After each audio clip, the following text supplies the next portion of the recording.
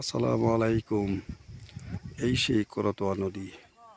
করতোয়া নদীতে ঝাড় ফেলে গ্রামের লোকজন মাছ ধরার ব্যবস্থা করছে। দেখেন, সুন্দর ঝাড়টার চতুর্পাশে জাল দিয়ে ঘেরা দিয়ে ঝাড় পরিষ্কার করে সেখানে বিভিন্ন মাছ, রুই, কাতল, ছোট মাছ, বড় মাছ নদী হতে তারা ধরতেছে।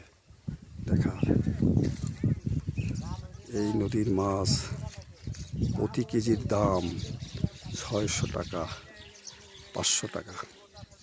অবশ্য অন্যান্য মাছের তুলনায় বালির নদীর মাছ খেতে খুব সুস্বাদু এবং খুব ভালো। আপনারা যারা খান নাই নদীর মাছ কিনে খাবেন, সে মাছ খুব সুস্বাদু, যার জন্যই মূল্য বেশি।